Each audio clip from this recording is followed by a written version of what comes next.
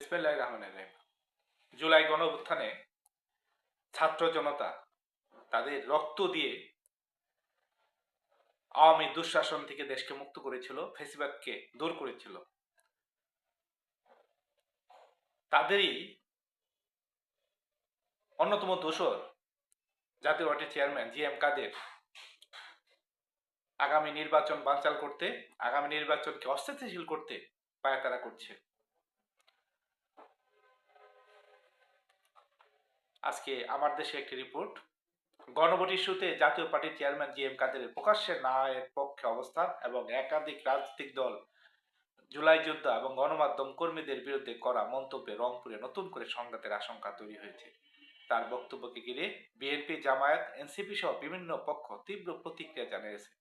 সাধারণ ভোটারদের মধ্যেও বাড়ছে উদ্বেগ। সম্প্রতি জি.এম. কাদের রংপুর সহ বিভিন্ন এলাকায় সভা সমাবেশ এবং গণমাধ্যমে দেওয়া বক্তব্যে গণভোটকে সংবিধান বিরোধী আখ্যা দিয়ে জনগণকে না ভোট দেওয়ার আহ্বান জানান। একই সঙ্গে তিনি আওয়ামী লীগকে ভোটে অংশ না দেওয়ায় অন্তর্বর্তী সরকারের সমালোচনা করেন। এসব বক্তব্যে তিনি বিএনপি, জামায়াত, এনসিপি নেতাকর্মীদের বিরুদ্ধে কটূক্তি করেন বলে অভিযোগ উঠেছে। এছাড়া গণমাধ্যমে দেওয়া সাক্ষাৎকারে আমার দেশ ও সাংবাদিকদের নিয়ে আপত্তিকর মন্তব্য করেন জি.এম. কাদের। এসব মন্তব্য কেন্দ্র করে আন্দোলনের উত্তেজনা আরও বেড়েছে। জি.এম. কাদেরের এসব বক্তব্যের প্রতিবাদে বিএনপির নেতাকর্মীরা তাকে দ্রুত গ্রেপ্তারে জানিয়েছেন। জামায়াত নেতারা বলেছেন, নির্বাচনের নামে জাতীয় পার্টি আওয়ামী লীগকে পুনর্বাসনের চেষ্টা করছে। অন্যদিকে এনসিপি নেতাদের অভিযোগ, ভারতীয় এজেন্ডা বাস্তবায়নের নামে নাটক করছে জি.এম. কাদের, তাই তার বিরুদ্ধে দ্রুত ব্যবস্থা নেওয়ার দাবি জুলাই যোদ্ধাদের।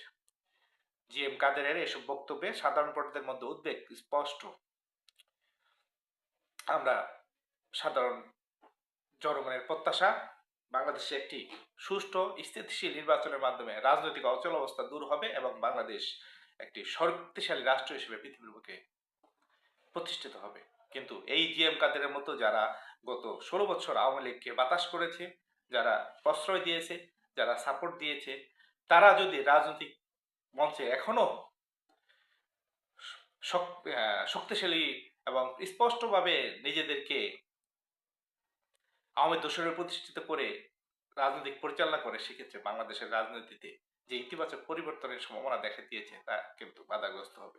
তাই অন্তর্বর্তী সরকারের প্রতি আহ্বান থাকবে, যারা দেশকে অস্থিতিশীল করতে চায়, প্রতিত আওয়ামী লীগকে যারা প্রতিষ্ঠিত করতে চায়, প্রতিত আওয়ামী লীগের যারা গুণগান গাওয়ার চেষ্টা করবে, আগামী নির্বাচনে যারা বাধা দেবে, গণভোটে যারা না ভোটের পক্ষে অবস্থান নেবে, প্রকাশ্যে তাদেরকে দ্রুত শাস্তির ব্যবস্থা করুন। জি.এম. কাদেরকে গ্রেফতার করুন, শাস্তির ব্যবস্থা করুন। ধন্যবাদ সবাইকে।